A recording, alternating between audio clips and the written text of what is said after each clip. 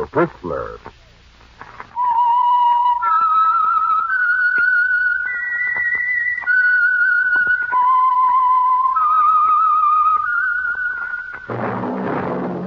Yes, friends, that whistle is your signal for Whistler, the mystery program that is unique among all mystery programs.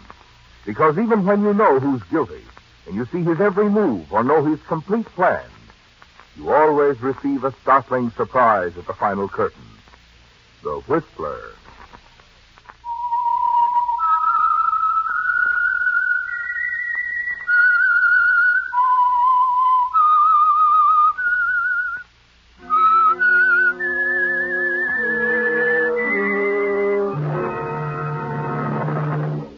I am the Whistler, and I know many things, for I walk by night. I know many strange tales hidden in the hearts of men and women who have stepped into the shadows. Yes, I know the nameless terrors of which they dare not speak.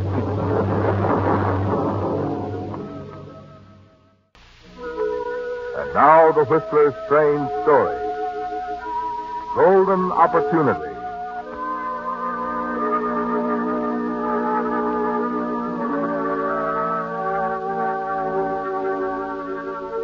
Harry Farrell sat in his luxuriously furnished office, puffed slowly on a cigar. His eyes wandered over the room, the polished mahogany, thick broadloom carpet, the Gauguin canvas on the wall opposite, all the trappings of success, a reflection of his own progress. Harry Farrell had reached the top, the apex of a pyramid, with a broad, solid base built upon years of scheming, planning, meeting people, and a fortunate marriage. And money had been the original foundation. Yes, in the beginning he owed everything to Anne. And now, even though he had become one of the most successful attorneys in Phoenix, he had little money of his own. Gambling debts, high personal expenses, bad speculations were a constant drain on his earnings. Yet, as long as he had Anne, he felt secure, for he knew he could always count on her to ease the financial strain. Excuse me, Mr. Farrell. Oh, Miss Mullins, what is it? I thought you'd want to know. They've come. What's come? The travel folders. Oh, good. Let's have a look. I confess I've already peeked at them. They look simply wonderful, so exciting. Rio, Buenos Aires. Yes. That's fine. Thank you, Miss Mullins. Yes, sir. Oh, here's some checks for your signature. Oh, later. They have to go out tonight, Mr. Farrell. All right. By the way, Miss Mullins, do you have anything planned for this evening? Why, no, I haven't. I wonder then if you'd mind staying on here at the office for a while. I'm expecting a phone call around 7. Might have some work for you to do. Oh. No, I won't mind, Mr. Farrell. Good. If you're going to be working, shall I call Mrs. Farrell? No, don't bother. I think your wife is so attractive, Mr. Farrell. Yes, she is. Just yesterday, Sue Avery, she's a secretary down at Hamlin Stone, came to me with the nicest compliment for Mrs. Farrell. Oh? She happened to see Mrs. Farrell going into the Arizona Biltmore for lunch. Sue said she was the smartest-looking woman in town. That was nice of her. But she said Mr. Wolcott, he was with Mrs. Farrell. She said he was the handsomest man she'd ever seen. Well, I don't exactly agree with that. Here's a check, Miss Mullins. Thank you. Yes, sir.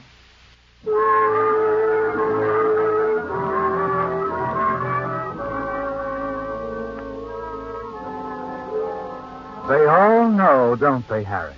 Even Sue, what's-her-name at the office down the hall. She knows, too, about Anne, your wife, and your partner, Sam Wolcott.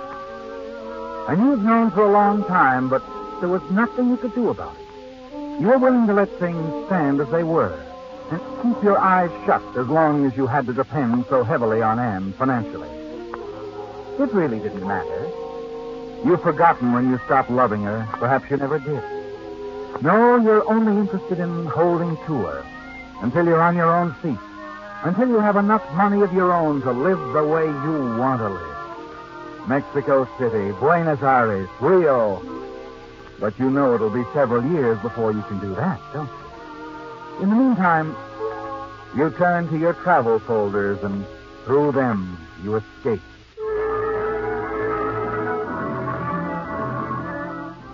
A few minutes before 7, you put down the last of the folders. And then as you lean back in your chair, you hear a door slam. And an instant later... Yes, Miss Mullins? Mr. Farrell, I think something's happened. It's Mr. Walcott. He just came in. He looked awful. What do you mean? I can't explain it. It frightened me, the look on his face. Well, where is he? In his office. All right, I'll go in. You hurry across the room to the door leading into your partner's office. Open it. In the half light, you can see him sitting at his desk, staring vacantly at the green blotter. Sam. Sam, what's the matter? Oh, it's you. What's wrong, man? Wrong? Look, will you tell me? I killed her, Harry. I killed her. What? I killed Anne. Anne? You don't know what you're saying. You've been drinking. Yes, that's right. I've been drinking. But I killed her, Harry. She told me it was all over between us. She was standing in the library near the fireplace. I fired. She settled down. She's dead, Harry. Mr. Farrell, shall I call the police? No. Look, it's skunk. He doesn't know what he's saying. Don't call anyone. Yes, Mr. Farrell. I wanted to call the police. I'm running this, Sam.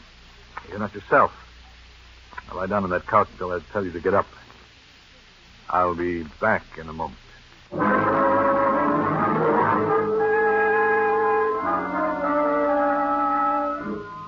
As you walk back to your office, your mind is in a turmoil.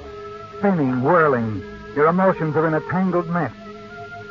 Then as you close the door behind you, a strange feeling of happiness creeps over you. Suddenly you realize you're free. Free to live the life you've always wanted to live. And your wife is dead. Her money is all yours now. You hurry to the telephone. Dial your home. You've got to make certain she's dead, don't you, Harry? You wait. And wait. There's no answer. And then you realize it's Thursday, the maid's day off. You're about to replace the receiver when... Hello? Hello? Hello? It was Anne, your wife, wasn't it, Harry? The voice of a ghost. A voice like a heavy blanket, stifling all those warm, new thoughts of a new life. You glance at the gay, colorful travel folders on your desk. Your dream. The dream that came true for but a brief moment. Anne is alive. She's ruined everything, hasn't she? No. She can't do this to me. I won't let her. I won't let her do this.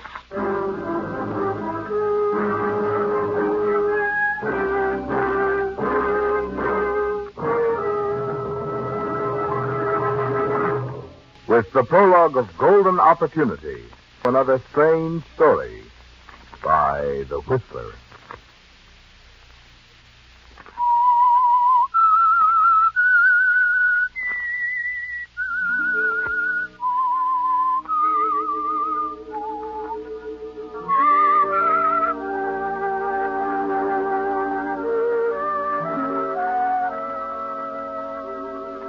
When your law partner, Sam Wilkett, told you he'd killed your wife, there was no feeling of loss, was there, Harry? By his act, Sam had cut away your chains, had made you a free man to live your life as you'd always wanted to live it. Anne's death would have made it possible for your dream to come true. Then the voice of your wife over the telephone had shattered that dream, and the depths you reached after hearing her voice were almost more than you could stand. And now as you stare at the telephone, you realize you can't let her ruin everything. No, you can't allow her to stand between you and your dreams. You tell yourself there must be a way. And suddenly the idea occurs to you. A simple plan, isn't it, Harry? Yes, a golden opportunity. You hurry back into your partner's office, and you're just in time. Sam, put that phone down. I'm sorry, Mr. Farrell. I tried to stop I him, said but put it down. Look, Harry, I've got to give myself You're up. not going to do anything until I tell you to. Now, sit down. I'm your partner and your attorney. Or am I? Of course, but don't you understand? I killed her. I've Sit down. But Harry, I've got to Sit down.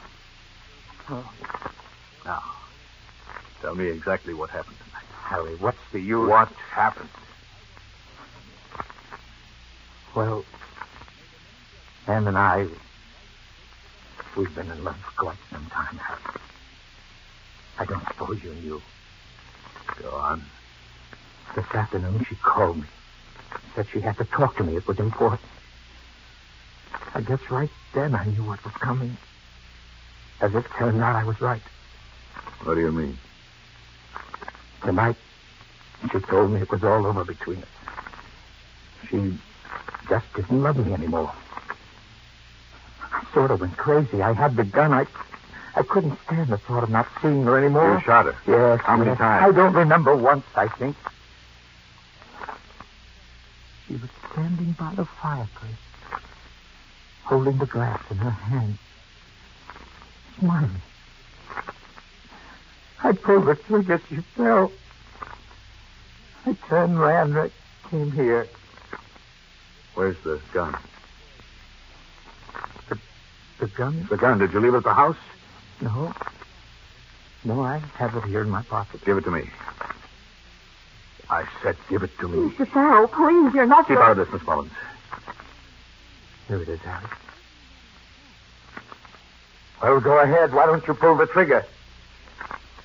Don't be a fool. All right, then.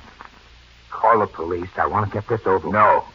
Well, if you won't, I will. You're not calling anybody. Not yet. Oh, Mr. Farrell, is he... He doesn't know what he's saying. A little nap will sober him up. Come along, Miss Mullins. But are you going to leave him like this? He just knocked out. He'll be all right. Are you sure? Of course. All the drinking he's done, he'll probably sleep for an hour. That'll give me time to figure things out. Are you going to the police? No. I'm going home to see what really happened.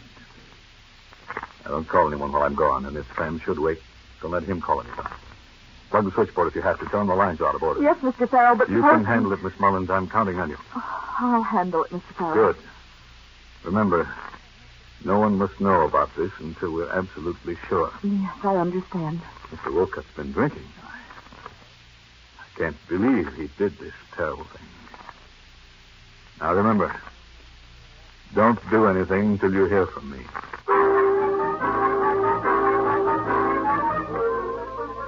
Minutes later, you're racing across town with Sam's gun in your pocket. Time is important, isn't it, Harry? Yes, you don't have a second to spare. You've got to get home before something happens to ruin your little plans. It's almost 7:30 when you turn off the narrow canyon road, swing into the driveway. And then as you step out of your car and start up the path, sudden fear grips you. The house is dark. And you know you're too late. Anne is gone. Anne? Anne? You hurry into the library. Anne, where are you? The study is empty, too. Yes. Your simple little plan has collapsed, hasn't it, Harry? Anne has left the house. You turn, walk back to the library, and pour yourself a drink. It was the opportunity of a lifetime, wasn't it? A golden opportunity to set up for a perfect murder. And then as you sink into the heavy leather chair across from the fireplace. Hello, darling. Anne! I was upstairs. Thought I'd lie down for a while. I've had a horrible headache. Anne, Yes? that bruise on your forehead. I just had a little accident. It's nothing, really. What's the matter, dear? Why are you looking at me like that?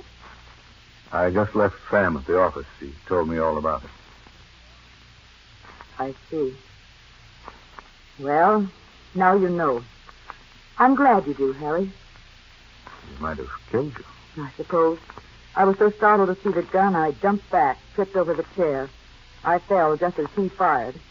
stuck my head against the fireplace. Does anyone know about this? Did you call the doctor, the police? Of course not. You didn't tell anybody? Can't you see the headlines? Other man attempts to kill prominent attorney's wife. No, Harry, no one knows. Fine. Fine. Did Sam tell you why he tried to kill me? Yes, Sam, he did. Were you terribly hurt? I'm not even surprised. You knew. Everyone knew. And you didn't say a word. What good would it have done? Oh, it might have done a lot of good in the beginning. I doubt it when two people fall in But I love. wasn't in love with Sam. He thought you were. Yes, but dear, You told him you were, didn't you? Sometime? Yes, I guess I did. But Harry went... Oh, you know what I mean. Yes. Listen, I know darling, it. please, You don't have to explain to me. I'm not blaming But you. I want to explain. I never loved him, really. It was just that, well, you became so wrapped up in your work, always in court. I was bored. Yes, I understand. I only turned to him because you weren't around. I'm sorry, darling. Very, very sorry. I hope you can forgive me. Please, Harry, you must forgive me. You've got to know it always was you. No one else but you. Yes, of course. I hope you can forget, too, darling. I'll do all I can to make it up to you. I'll do anything. Will you, Anne?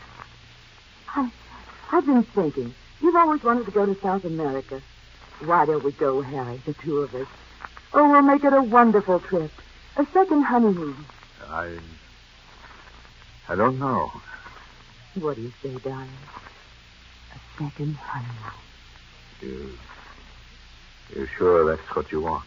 Mm-hmm. Move over. Yes, sure. But, first, how about fixing my drink? All right, give me your glass. I left the decanter near the fireplace. I think I'll have one myself. You know, Harry, my headache's almost gone now. That's fine. What do you have in the drink, darling? Plain water or soda? Harry, did you have plain water or...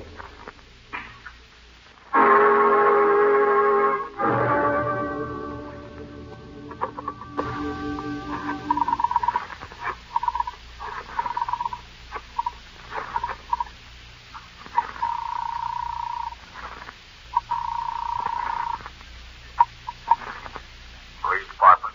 Sergeant Williams. This is Harry Farrell. 372 Bedford Canyon Road. You better send someone. My wife has been murdered.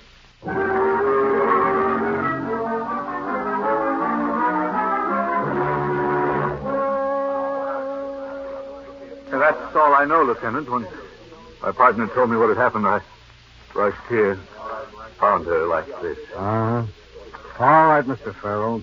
Your partner. Where is he now? Back at the office. Counselor. Oh, Thank you. About Mr. Walcott. You say he's at your office? yes, that's where I left him. He was quite drunk. I thought it best to take the gun away from him. I think we'd better get down there and have a little talk. All right. Hey, Mr. Farrell. Yes? How long has this romance been going on between you and... Cut it there, matey. Come on, Farrell. Later, boys, later.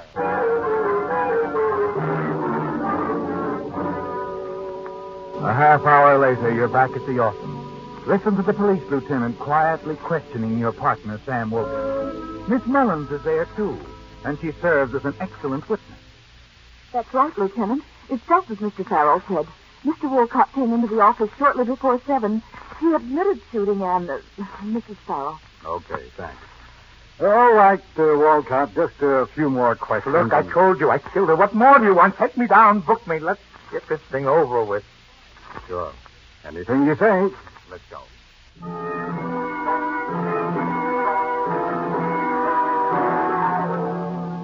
You struggle to keep the smile from your lips as the police lead Sam Wolcott out of the office, a condemned man. It's all over, isn't it, Harry? Your plan worked perfectly, and you're free at last. You heave a sigh of relief, walk back to your desk, and then you realize you're not alone in the room. Miss Mullins is standing by the window, staring at you, a strange expression on her face. One you've never seen there before. Mr. Farrell, What is it, Miss Mullins? after you left the office tonight, while you were on your way home to see if your wife was dead, Yes. she called me on the telephone. You almost buckle under you. You reach out, grip the edge of your desk for support, as a wave of panic sweeps over you. She knows, doesn't she, Harry? Miss Mullins knows that you, not Sam Wilcott, killed your wife. You stand there paralyzed, unable to speak. Finally, Miss Mullins breaks the silence. She called about some tickets. Wanted me to arrange passage for the two of you to South America. A second honeymoon, she said.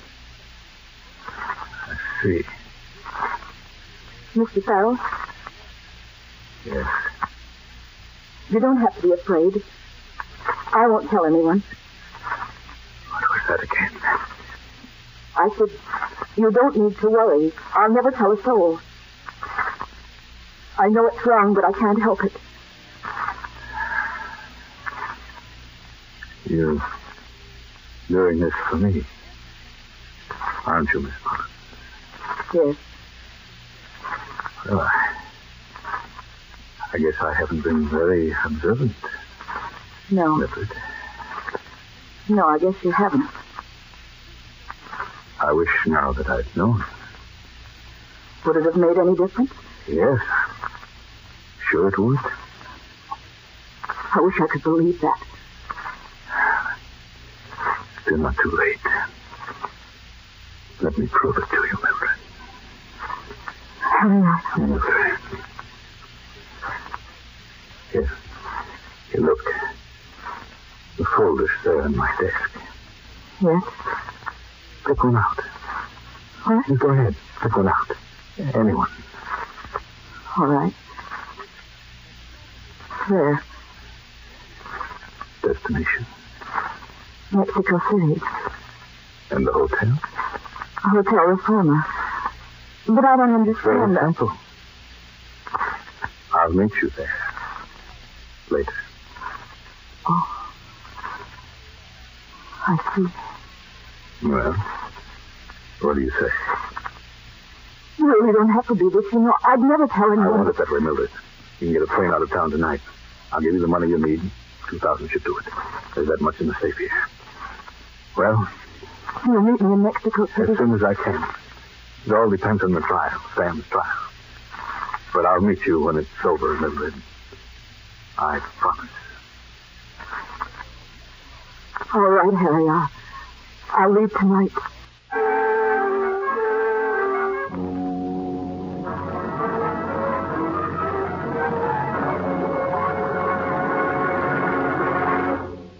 The Whistler will return in just a moment with the strange ending to tonight's story.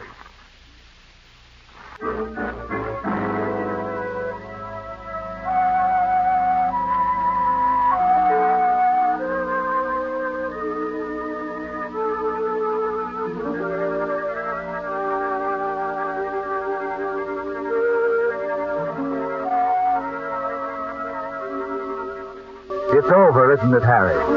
As you waited, well hidden in the shadows at the airport, you watched your secretary, Miss Mullins, step aboard the plane. Minutes later, you saw it take off. And the one remaining threat to the success of your plan is gone. You're not worried anymore about Mildred, are you? You're certain she'll never tell anyone that you, not Sam Wilcott, killed your wife.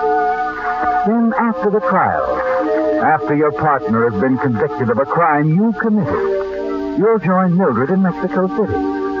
That's what she wants, isn't it? And why not? Who knows what may happen in Mexico? An hour after you leave the airport, you're back at the house. As you step up to the front door and fumble with your keys, a voice drifts out of the darkness beside you. I've been waiting for you, Farrell. What? Oh, it's you, Lieutenant. Yeah. I think you better come along with me. What's the matter? You're under arrest. Arrest? For the murder of your wife. That's ridiculous. Sam Wilcott confessed he killed her. You made a bad mistake when you killed your wife, Farrell. You see, you picked the wrong library. Wilcott confessed shooting your wife in the library, all right. but it was in the library of his house.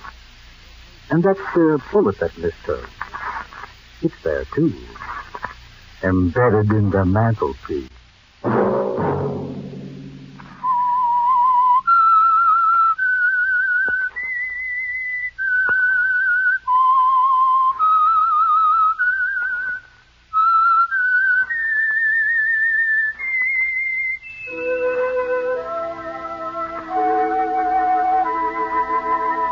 Let that whistle be your signal for the Whistler each Sunday night at the same time.